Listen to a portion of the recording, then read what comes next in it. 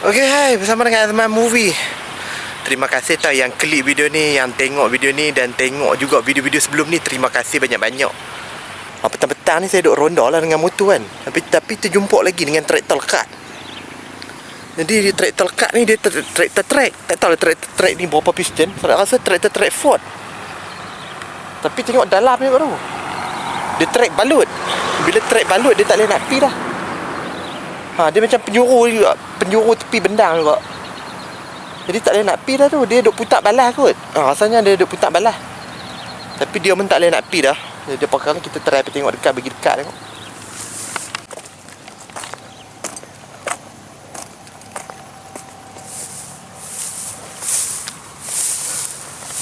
Okey, traktor track ni dia ada putak ni.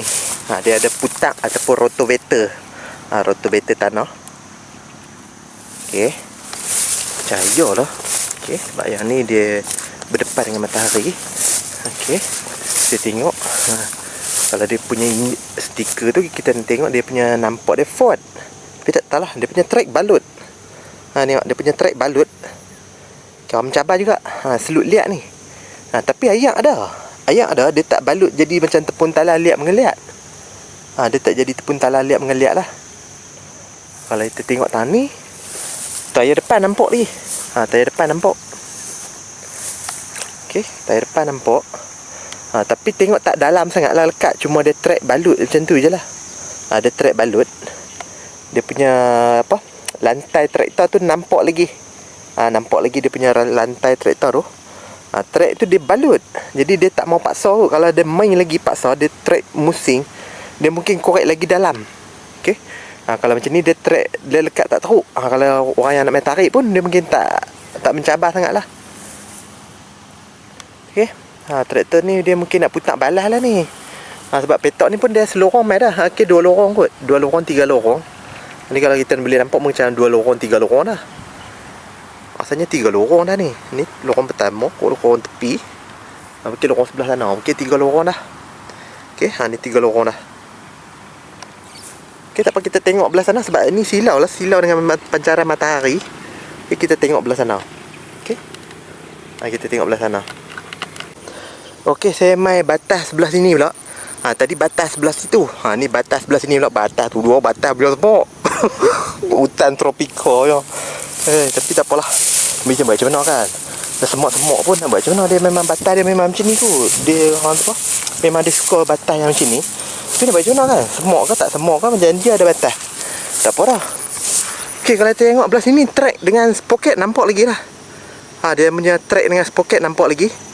Tayar depan pun nampak lagi. Dia punya putak pun nampak lagi. Dia cuma tak dalam sangat. Okey, nampak lagi dia punya track tu. Okey, kalau kita tengok lorong putak banyak dah ni. Mungkin 2 lorong, 3 lorong, 4 lorong dah. Mungkin 4 lorong dah. Dia mungkin 4 lorong dah. Lepas tu dia tang corner tu, dia lekat tang corner. Dia nak corner dah tu, dia nak putak pi lorong yang lain tapi dia lekat. Dia balut track sebelah kanan tu. Belah kiri dia balut juga tapi sikit saja. Tapi nampak lagi dia punya sprocket. Poket dia punya track nampak lagi lah. Okey, nampak lagi dia punya lantai traktor, nampak lagi dia punya enjin. Dia punya body traktor tu nampak lagi. Okey. Okey, itu sajalah untuk video kali ni. Kita pun tak tahu bila dia nak main tarik lah. Okey, itu sajalah untuk video kali ni.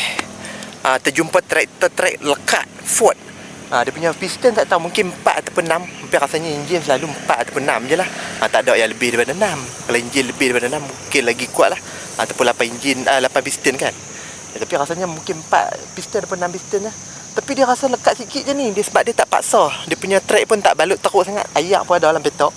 Dan jika kalau nak main tarik pun tarik mudah. Dia tak teruk sangat.